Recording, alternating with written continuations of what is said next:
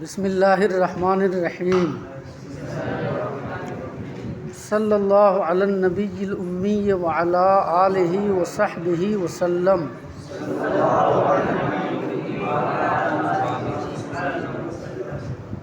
بقدرت نگہدار بالا و شیب، خداوند دیوان روز حسیب۔ نہ مستغنی از طاعتش پشت کس، نہ بر حرف او جائے انگشت کس۔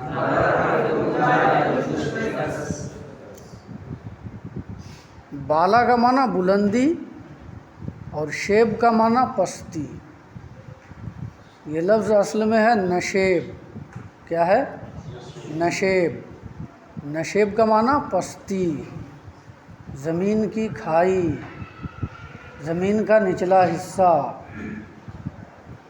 اس کو کہتے ہیں نشیب۔ یہ شیب اسی کا مخفف ہے۔ سمجھ گئے؟ اور خداوند کا معنی مالک، دیواں۔ دیواں کے بہت سے معانی آپ کو بتایا گیا ہے اس سے پہلے گلستہ میں۔ انہی میں سے ایک معنی کیا ہے؟ کچہری، عدالت، ہے نا؟ روز حسیب۔ حسیب اصل میں حساب ہے۔ کیا ہے؟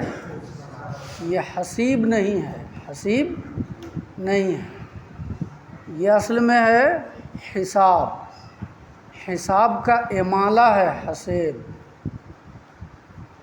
الف کو یا کی طرف اور کسرے کی طرف مائل کر کے پڑھنے کو علم قرات کی اصطلاح میں کیا کہتے ہیں؟ امالہ کہتے ہیں۔ تو یہ لفظ اصل میں ہے حساب۔ یہاں پر جس میں امالہ کیا گیا ہے تو وہ حسیب ہو گیا ہے، حسیب۔ اب جو تلفظ ہو رہا ہے امالہ کے بعد، اسی تلفظ کی صورت میں اس کو لکھا گیا ہے، اس لیے یا کے ساتھ لکھا گیا ہے، ورنہ اصل میں یہاں پر یا کی جگہ پر کیا ہے؟ الف ہے، حساب کے معنی میں۔ ترجمہ یہ ہو گیا، اپنی قدرت سے وہ بلندی اور پستی کا نگہبان ہے۔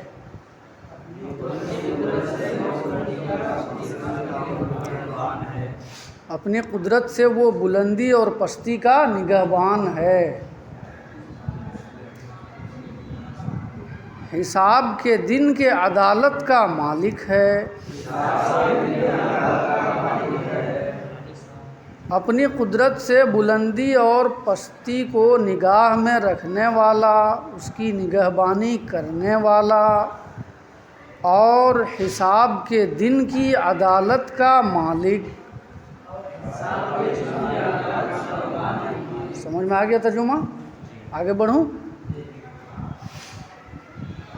اس کی اطاعت سے کسی کی پیٹھ بے نیاز نہیں۔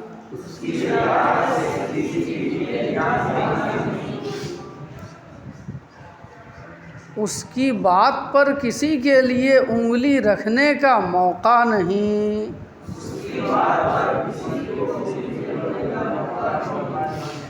مستغنی کا معنی بے نیاز، پشت کس کسی کی پیٹھ۔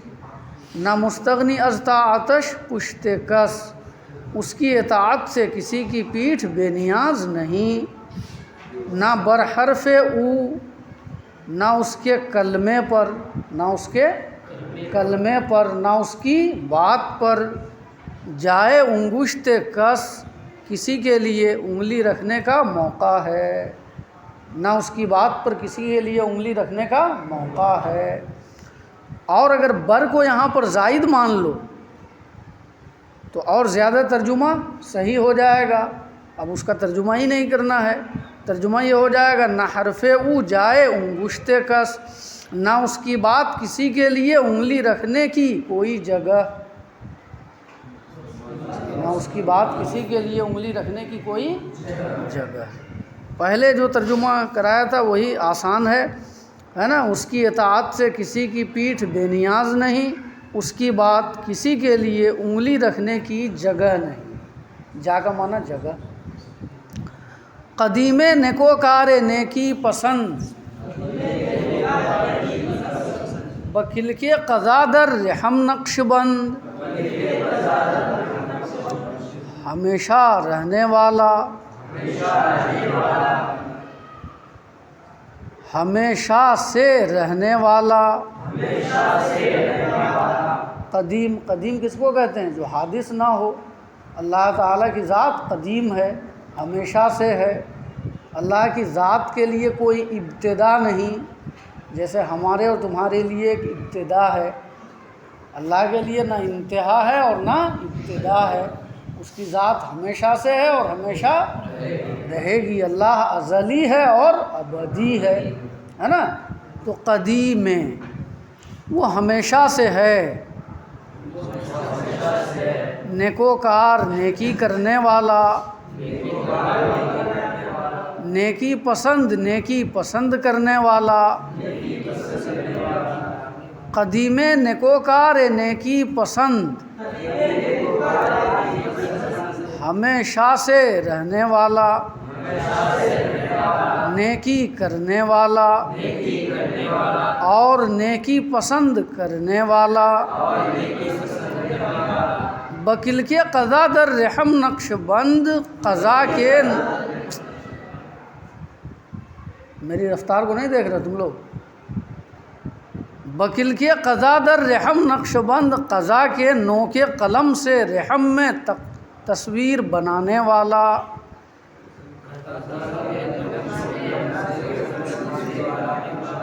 قضا کے نوک قلم سے رحم میں تصویر بنانے والا۔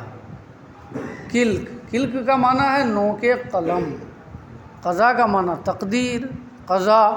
رحم کا معنی ہے بچہ دانی، عورت کے پیٹ میں وہ حصہ جس میں بچے کی پرورش ہوتی ہے اور نطفہ قرار پاتا ہے، اس کو رحم کہتے ہیں، یعنی بچہ دانی ہے نا۔ نقش بند، نقش بنانے والا، تصویر بنانے والا۔ بکل کے قضا در رحم نقش بند، قضا کے نوک قلم سے ماں کے رحم میں بچہ کی تصویر بنانے والا۔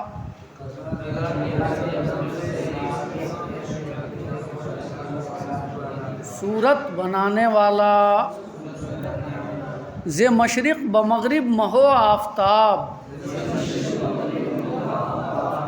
رواں کرد و گسترد گیتی بر آب۔ مشرق سے مغرب کی جانب اس نے چاند اور سورج کو چلایا،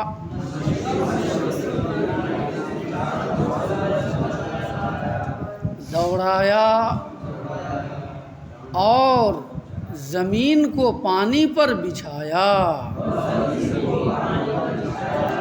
گیتی، گیتی کا معنی زمین، دنیا۔ اس میں کوئی لفظ ہے ایسا جس کا ترجمہ نہ معلوم ہو؟ سب کا ترجمہ معلوم ہے نا۔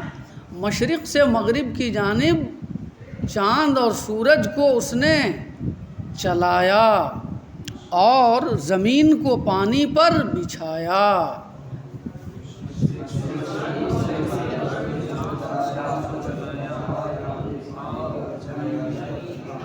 زمیں از تبے لرز آمد ستو، فرو کوفت بردام نشمیخ کو۔ تب، تب کا معنی تپ یعنی بخار، تب، تب ہے نا لکھا ہوا، ہاں، اس کا معنی ہے تپ لرزہ یعنی بخار۔ تب کا معنی کیا ہے؟ بخار۔ لرزہ کا معنی کپ کپاہٹ۔ تبے لرزہ کا معنی وہ بخار جس میں جسم کانپتا ہے۔ ستوہ کا معنی عاجز، کیا؟ عاجز۔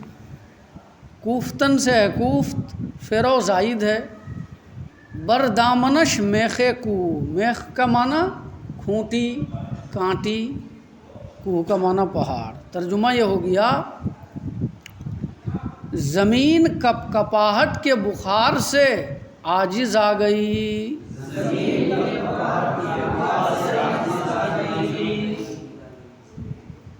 اس نے اس کے دامن پر پہاڑ کی کانٹی ٹھونک دی۔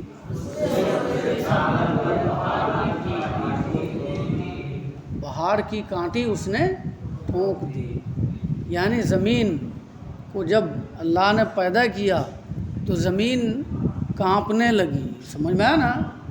تو اللہ نے زمین کے توازن کو برقرار رکھنے کے لیے اس پر پہاڑوں کی کانٹی ٹھونک دی، تو اس کی کپکپاہٹ بند ہو گئی، زمین میں توازن ہو گیا۔ تو اسی مضمون کو بیان کیا گیا ہے یہاں پر، صلی اللہ علی النبی الامی وعلی آلہ وصحبہ وسلم۔ بسم اللہ الرحمن الرحیم، صلی اللہ علی النبی الامی وعلی آلہ واصحابہ وسلم۔ دہد نطفہ را صورت چوں پری، کہہ کر دست بر آب صورت گری۔ وہ نطفہ کو پری جیسی صورت عطا کرتا ہے، کس نے کی ہے پانی پر نقاشی۔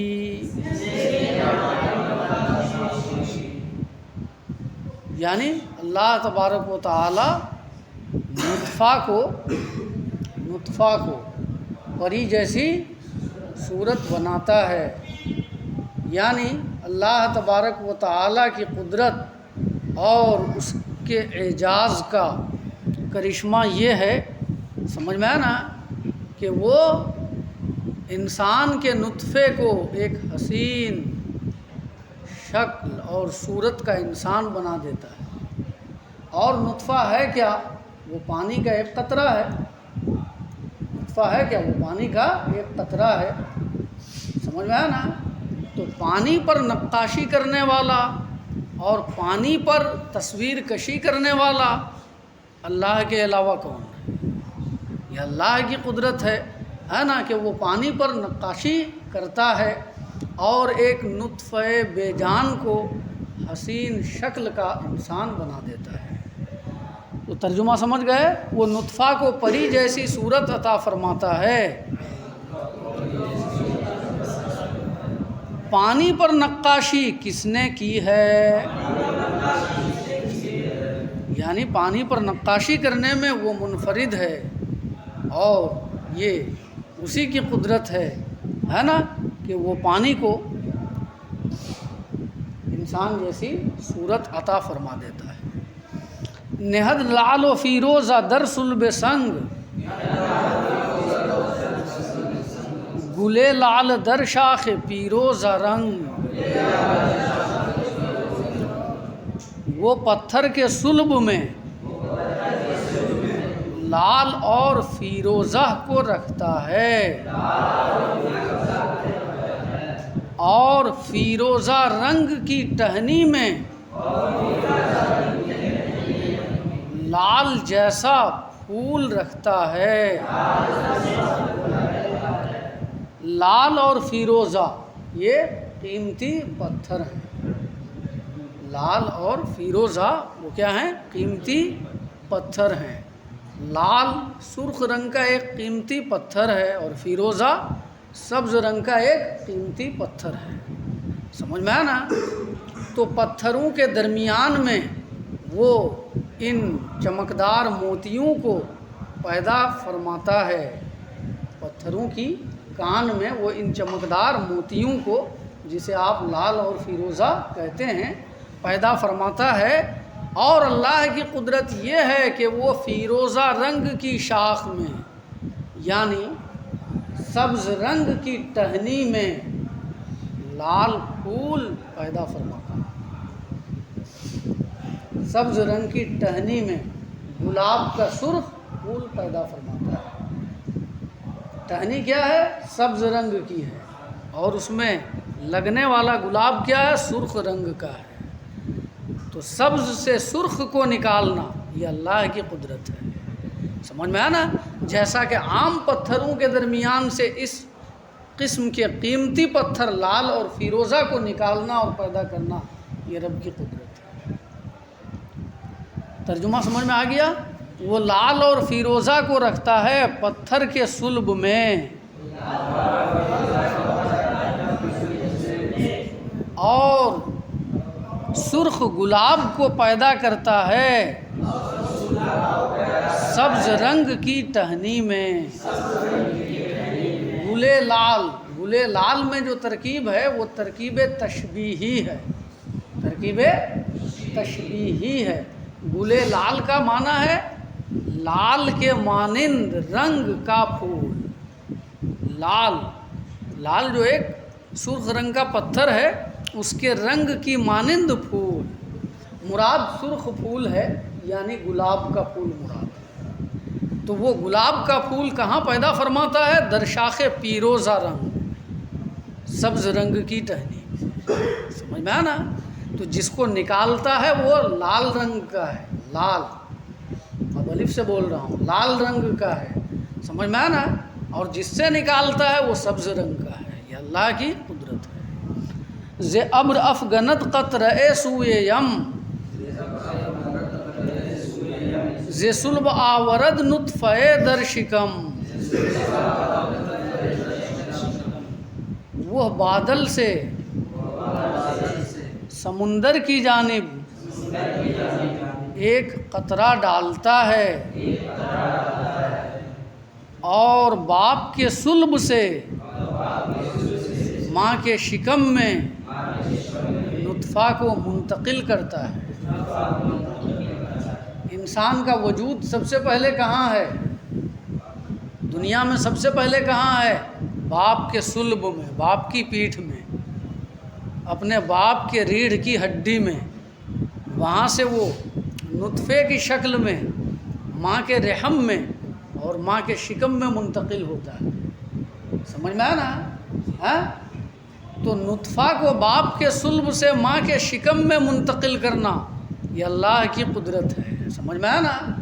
اور اسی طریقے سے بادل سے پانی کا ایک قطرہ سمندر میں ڈال کر اس سمندر کے اس قطرے کو موتی کی شکل دینا اللہ کی قدرت ہے۔ کہتے ہیں ہے نا کہ بارش کے موسم میں جب کوئی قطرہ بادل سے سمندر اور دریا میں گرتا ہے، اور سمندر اور دریا میں جو سیپ ہوتی ہے اس کا منہ کھلا رہتا ہے اور اس میں گرتا ہے وہ قطرہ، تو وہی قطرہ جو ہے وہ چمکدار موتی بن جاتا ہے، ہیرا بن جاتا ہے۔ سمجھ میں آنا؟ تو اللہ کی اسی قدرت کا بیان ہے اس شعر میں کہ وہ بادل سے ایک قطرہ سمندر کی جانب ڈالتا ہے، اور باپ کے صلب سے نطفہ کو ماں کے شہم میں آورد لے جاتا ہے، منتقل فرماتا ہے۔ ازاں قطرہ لولو لالا کند، وزیں صورت سرو بالا کند۔ اس قطرہ سے وہ چمکدار موتی پیدا فرماتا ہے، اور اس سے وہ سر و قد صورت بناتا ہے۔ اس قطرہ سے، اس سے مراد یعنی دریا کی طرف گرنے والا بادل کا وہ قطرہ، بارش کا وہ قطرہ، اس قطرہ سے سمندر اور دریا میں وہ چمکدار موتی پیدا فرماتا ہے۔ اور اس سے مراد یعنی نطفہ سے، جسے وہ باپ کے صلب سے ماں کے شکم میں منتقل کرتا ہے، اس نطفہ سے وہ کیا کرتا ہے؟ سر و قد صورت بناتا ہے۔ سر و قد صورت بناتا ہے کیا مطلب؟ یعنی قد و قامت میں سروں کے درخت کی مانند خوبصورت، حسین و جمیل انسان وہ پیدا فرماتا ہے۔ سرو کیا ہے؟ سرو ایک درخت ہے، ہاں، پتلا ہوتا ہے اور سفید ہوتا ہے، سمجھ میں آیا نا؟ اس کا تنا، اور جگہ جگہ وہ نظر آتا ہے روڈ کے کنارے میں، لمبا ہوتا ہے، لمبی لمبی اور چھوٹی چھوٹی چوڑائی میں اس کی پتیاں ہوتی ہیں، دیکھنے میں بہت وہ خوبصورت ہوتا ہے، اس کو کہتے ہیں سرو کا درخت۔ یعنی اس کو یوں کہہ سکتے ہو کہ مخروطی شکل کا ایک لمبا درخت جو دیکھنے میں اچھا لگتا ہے، اس کو کہتے ہیں سرو کا درخت۔ سمجھ میں آیا نا؟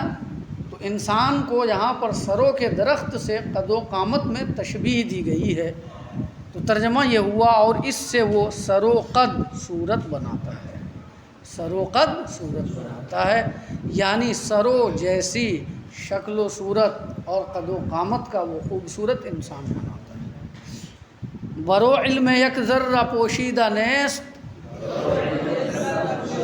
کہ پیدا و پنہاں بنزدش یکیست، اس پر ایک ذرے کا علم بھی پوشیدہ نہیں ہے کہ ظاہر اور باطن اس کے نزدیک برابر ہے۔ اللہ پر کسی ذرے کا پوشیدہ علم، کسی ذرے کا بھی علم پوشیدہ نہیں ہے، چاہے وہ قد و قامت میں اور جسامت میں موٹا ہو یا چھوٹا ہو، سمجھ میں آیا نا، باریک ہو، جیسا بھی ہو، ہر شے کا علم اللہ تبارک و تعالیٰ کو حاصل ہے، اور وہ ہر شے سے واقف ہے، اس کی ذات سے کوئی بھی چیز پنہا نہیں ہے، ظاہر اور باطن سب اس کے علم میں برابر ہے۔ سمجھ میں آئی بات؟ صلی اللہ علی النبی الأمی